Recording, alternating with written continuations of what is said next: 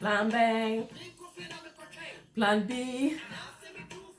Limbo baby, poppy, poppy, pippy, pop. Now where is to see a Plan B? Hello, viewers, and welcome to App Analysis. So today I'm going to talk about ADHD in children, and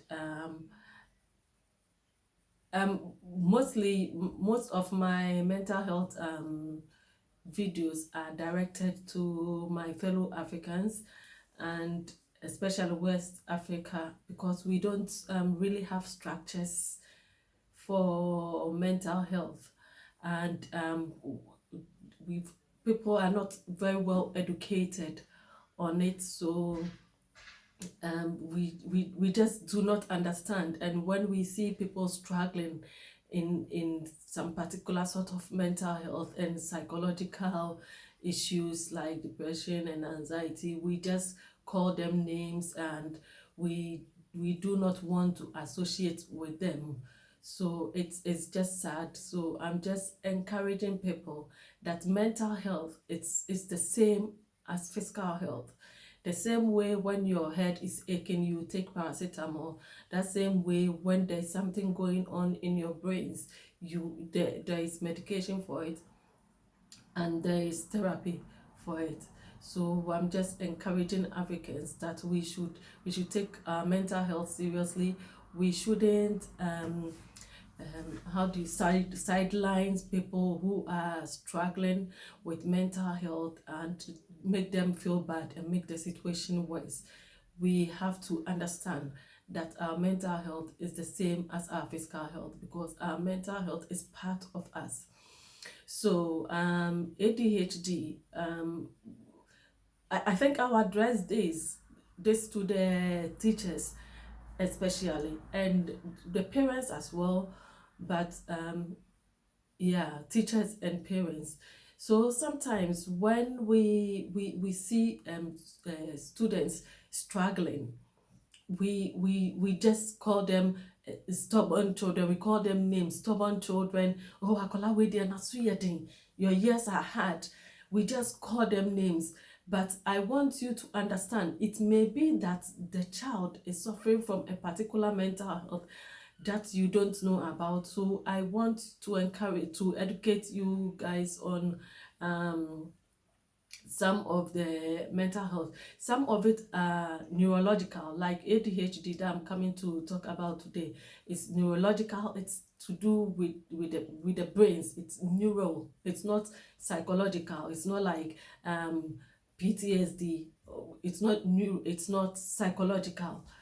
It's neural. It's got to do with the brains, and it's characterized by behaviors, like the person is inattention. They have inattention. They are hyperactive.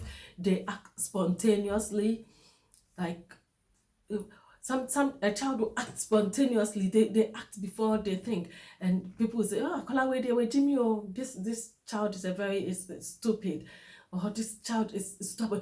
He can't pay attention. I can't understand. My son or my daughter cannot even pay attention. Or a teacher will say, this child is not paying attention in class, and you'll be beating the child. What do you think you are doing? You're just making it worse, because they can't control it. It's neurological. They can't control it. And you are beating the child. You make it worse. You're a stubborn child. You go and kneel down, or you beat the child.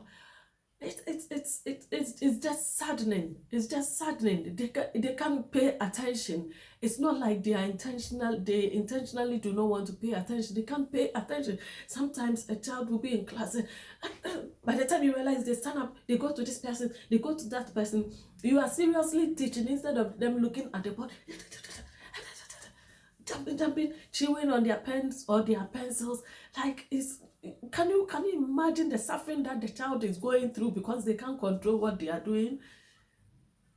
And then you beat him or her. It's sad. They are struggling in their brains. They are struggling. They can't control what they are doing, and then they are being beaten for doing what they are doing. So I just want to encourage you. ADHD, there is medication for it to manage it, to tame them, and then there is therapy for it as well. So in Ghana, we have the Ghana Psychological Council. So we have trained people in Ghana who can help you to manage this situation. They can educate you on it. Approach them. Approach the psychotherapists we have in Ghana. Approach them, ask for advice, ask for guidance, and you get the advice that you need. If you're struggling to approach the psychological counsel in Ghana, please give me a comment, contact me if there is any direction that I can give you, if there is any psychotherapist, not counselor, trust, please. Please. If there is any psychotherapist that I can recommend for you in Ghana, I'll try and do so. So people want to know some of the causes of ADHD. Some of the causes start when the woman is pregnant. You know, sometimes there's a mutation, some mutation will go on, and then something will go on with the neurons of the child. Something will go on in their brain. And drinking whilst pregnant is another cause of ADHD. Smoking whilst pregnant is a cause of ADHD. And there's been some research, there's been some studies there has been some studies which shows that low education, when the parents are not well educated, if they are not well educated, so they don't choose the right diet, they don't choose a lot of things. Like if the parents are not well educated, it also affects the child. I'm not going to go into details because I have just little time to discuss this. So low education is part of it, and drugs during pregnancy is one of the causes as well. So my worry is the symptoms and how we handle the symptoms. So if you are in a class with a child who cannot pay attention, who is hyperactive, who acts before they think, they act spontaneous, they act before they think, they just cannot sit still.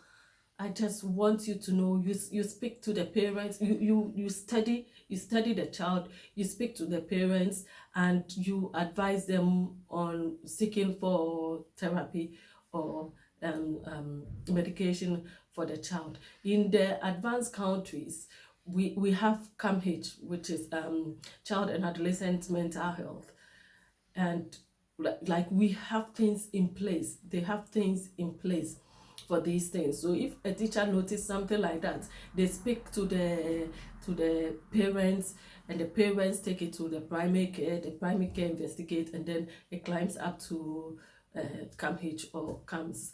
But unfortunately, I don't think we have such structures in Ghana, and I don't know much about Nigeria, but I'm just here to encourage you people that when you see the symptoms, there is things that you can do, because ADHD, it can go on till their adulthood.